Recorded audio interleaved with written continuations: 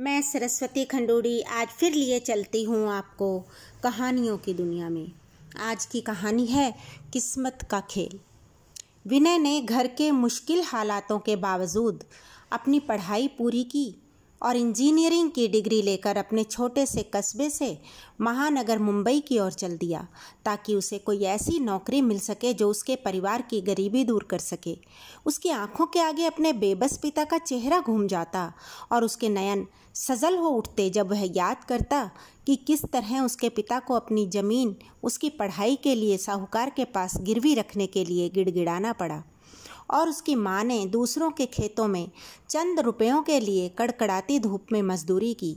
इन्हीं विचारों में गुम वह पैदल ही बढ़ता जा रहा था एक मल्टीनेशनल कंपनी की ओर, जहां उसे नौकरी के साक्षात्कार के लिए बुलाया गया था। उसे अपनी प्रतिभा पर पूरा विश्वास था और वह बड़ी आशा के साथ वहां आया था। इसके पहले भी वह अपने कस्बे के साथ लगते शहर में प्रयास कर चुका था, पर उसे असफलता ही हाथ लगी थी। सही समय पर कंपनी में पहुंचकर उसने साक्षात्कार दिया, लेकिन उसका सिलेक्शन न हो सका, जबकि उसके पास उसकी योग्यता के सारे प्रमाण थे। उसने उनके सभी प्रश्नों के सटीक उत्तर भी दिए थे। एक बार फिर नाकाम होने की वजह से उसका धैर्य टूटने लगा। भारी कदमों से वह बाहर आया और गेट के बाहर आकर किसी वाहन का इंतज़ार करने लगा ताकि वापस लौट सके। अचानक एक लंबी सी गाड़ी के उसके ठीक सामने ब्रेक लगे और वह घबराहट में वहीं गिर पड़ा। उसे ऐसा महसूस हुआ कि गाड़ी मानो उसे कुचल ही देगी। उसे गिरते हुए देखकर गाड़ी का ड्राइवर तुरंत नीचे उतरा और गाड़ी से मैडम भी नीचे उतर आईं। क्या हुआ रामदीन? मैम गाड़ी के सामने आते ही ए साहब यहाँ अचानक से गिरकर बेहोश हो गए हैं।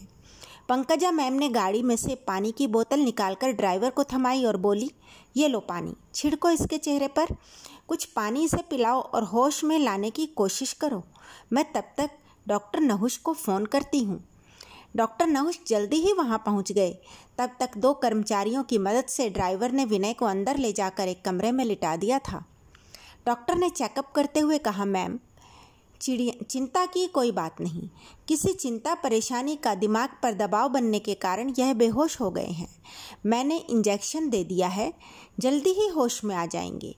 ड्राइवर ने डॉक्टर साहब को उनकी गाड़ी तक छोड़ा और पंकजा उनके विनय के होश में आने तक वहीं रुकने की ताकीद करते हुए अपने केबिन में चली गई। लगभग 15 मिनट बाद विनय को होश आ गया। ड्राइवर ने उसका हालचाल पूछा और मैम को फ़ोन द्वारा सूचित किया। मैम ने उसे विनय को भी साथ लेकर आने को कहा। कुछ ही देर में विनय मैम के कैबिन में था। मैम के पूछने पर उसने बताया था कि वह यहाँ साक्षात्कार देने के लिए आया था, परंतु उसका चयन नहीं हो पाया, जिसकी वजह से वह तनाव में था। उसकी पारिवारिक स्थिति अच्छी न होने के कारण उसे इस समय नौकरी की सख्त आवश्यकता है। पंकजा ने उससे उसके तमाम डॉक्यूमेंट्स मांगे और पाया कि वह हर सब्जेक्ट में बहुत अच्छे अंक लेकर उत्तीर्ण हुआ है और इंजीनियरिंग में भी उसके पास अच्छा खासा अनुभव है। उसने गर्दन नीचे झुकाए हुए ही एक कागज़ पर कुछ लिखा और अपने हस्ताक्षर करके एक लिफाफे के सुपुर्द किया।